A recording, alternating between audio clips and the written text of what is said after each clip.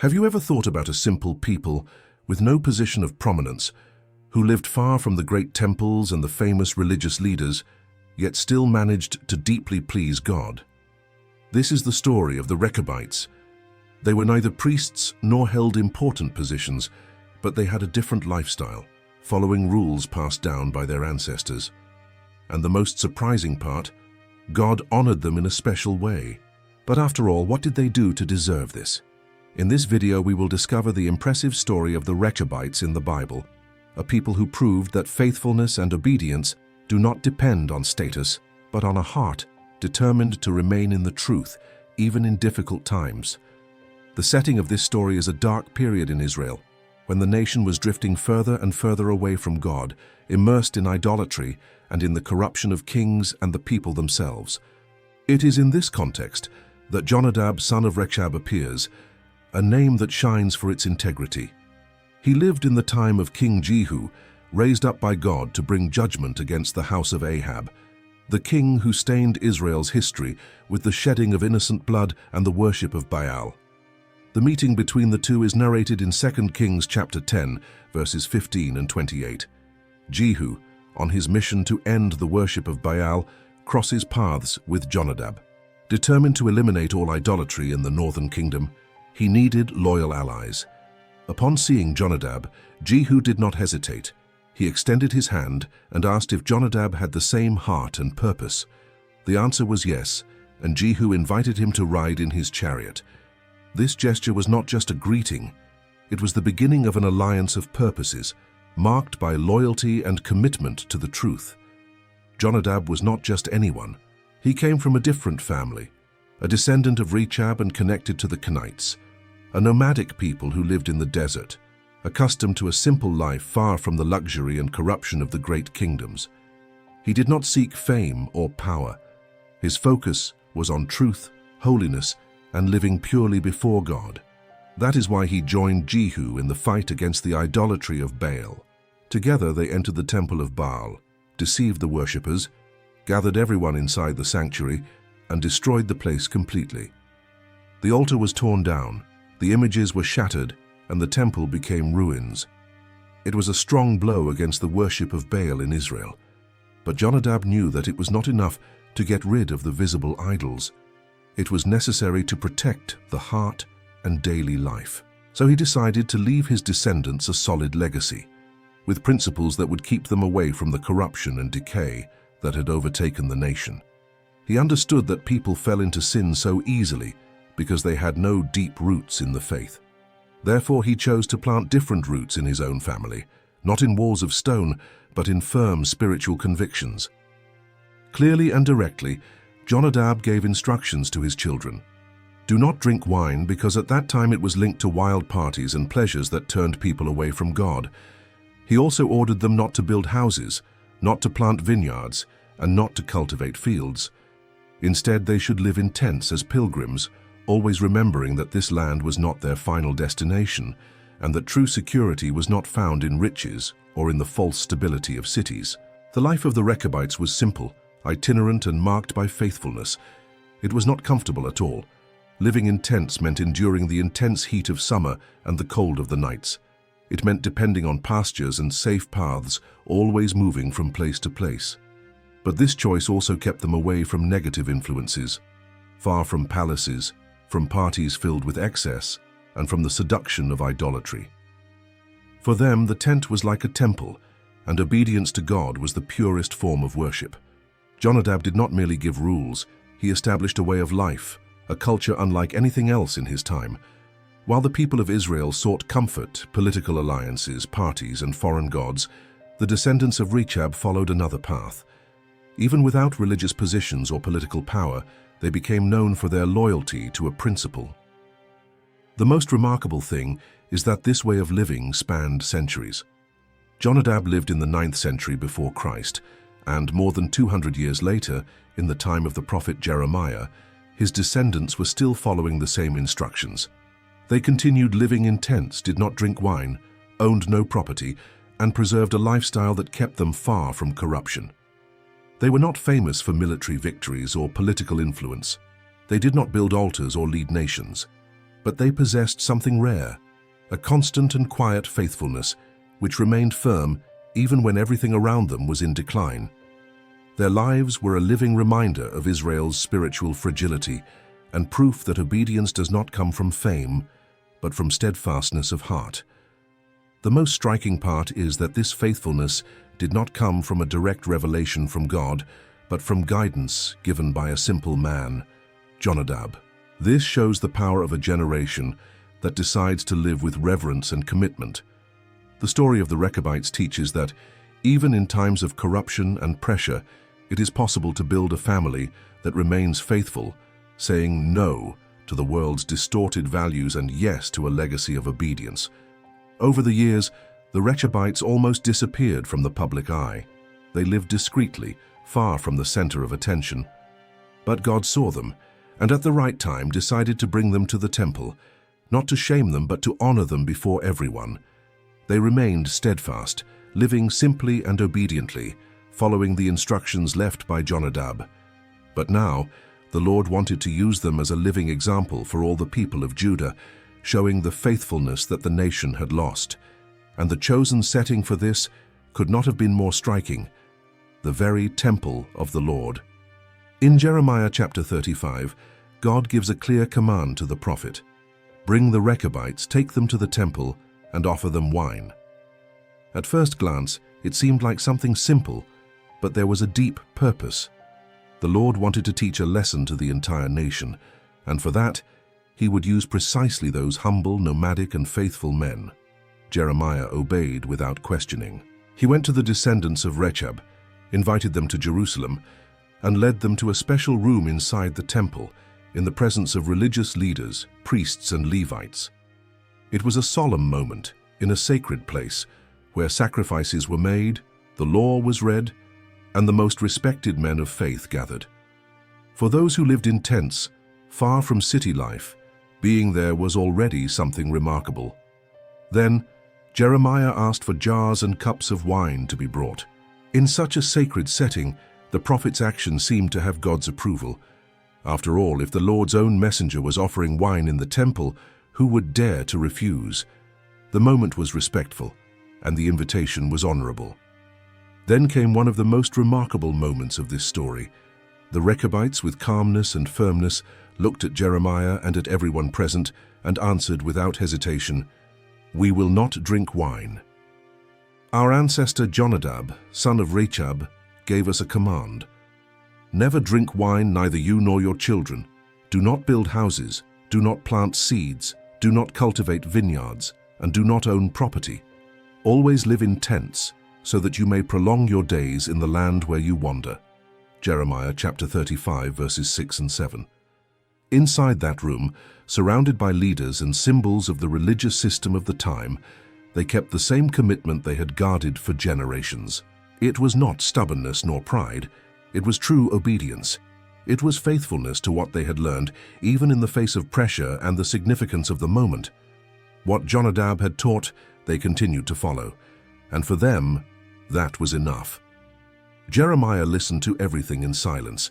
He did not try to persuade them, nor did he question them. On the contrary, he realized he was before a living example, because that moment was not only a demonstration of the Rechabites' loyalty, it was also a direct message from God to all the people of Judah. Soon after, the Lord spoke again to the prophet, but this time, the message was for the rebels. "Go and say to the men of Judah and to the inhabitants of Jerusalem, 'Will you never learn to obey my words?' says the Lord." Jonadab, son of Rechab, gave a command to his sons that they should not drink wine, and to this day they obey. "But I, who have spoken to you time and time again, you have not listened to me." Jeremiah chapter 35, verses 13 and 14. God made a clear and sharp comparison. The sons of Jonadab faithfully obeyed the words of an ordinary man, but the people of Judah, who received direct messages from God himself, refused to listen. For years, the Lord had sent prophets, warnings, and admonitions, but he was ignored. Meanwhile, the Rechabites, without needing miracles, signs, or extraordinary revelations, remained obedient purely out of respect and honor for the legacy of faith left by their ancestor. Their silent loyalty became a loud warning to all Jerusalem. The people continued offering sacrifices, participating in rituals and attending the temple, but they did all that with hearts deaf to God's voice.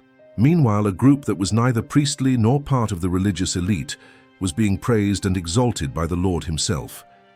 That day, the lesson became clear.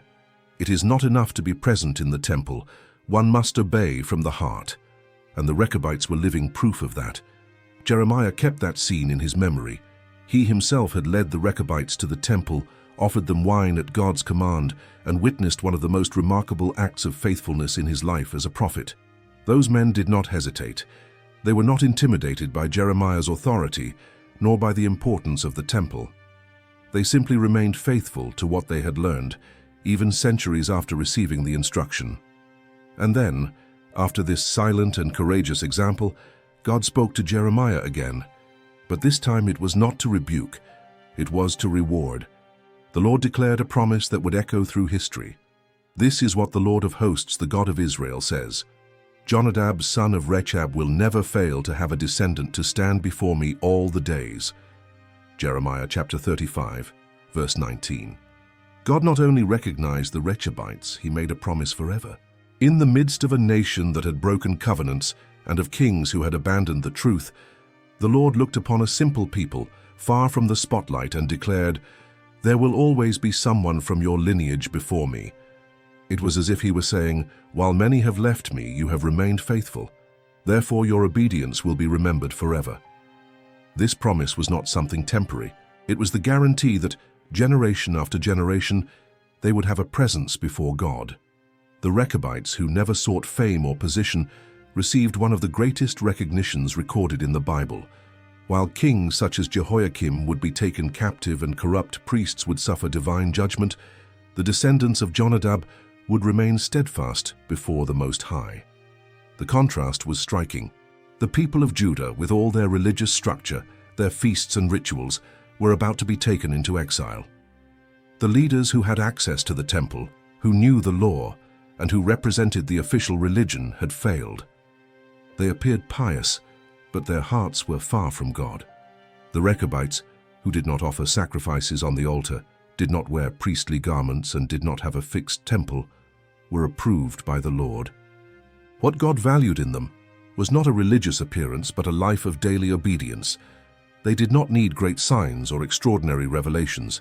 What kept them steadfast was a heart willing to obey, even when everything around them encouraged the opposite. In a time when many traded faithfulness for comfort, they chose to continue living in tents and keeping the words they had received from their fathers. This story clearly shows what truly has value to God. He is not impressed by grand buildings, important titles, or lifeless ceremonies. What he looks for is an obedient heart, someone who lives to please him, even far from the spotlight. The Rechabites did not seek recognition, yet they ended up receiving the approval of the very Creator. Jeremiah, when recording this promise, surely noticed the contrast between two worlds. On one side were kings, priests, and religious leaders who knew the law but despised it. On the other, a simple group of nomadic shepherds who lived in tents with no land or property, and who refused wine out of respect for a teaching given centuries earlier. And it was precisely these whom God chose to honor. While the princes of Judah were taken as prisoners to Babylon, and the priests watched the temple being plundered, the descendants of Jonadab remained secure before the throne of God. Their faithfulness, lived far from palaces and altars, shone brighter than any crown or incense. The story of the Rechabites proves that it is not necessary to be part of the religious system to be at the center of God's will.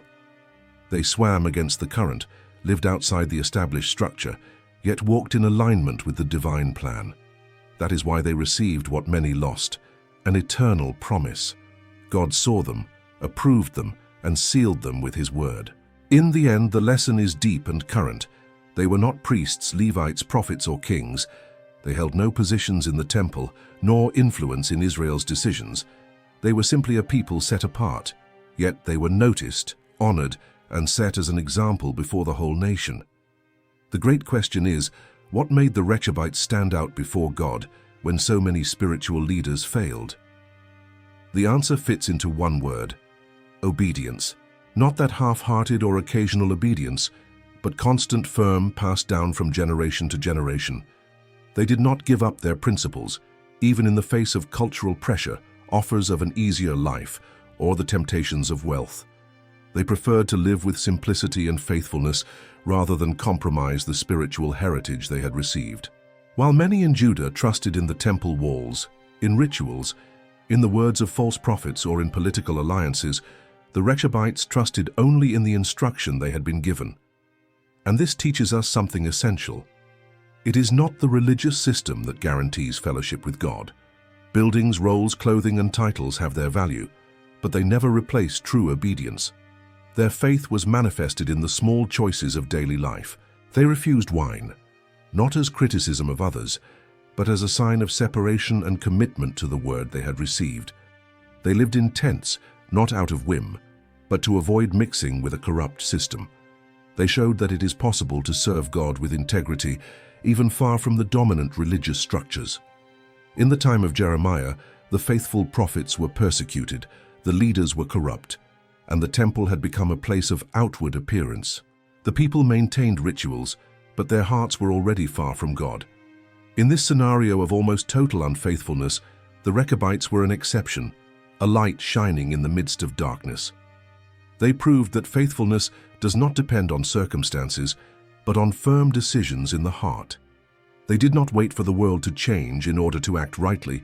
They did what was right because they knew in whom they believed. This is the lesson that this story leaves for us today.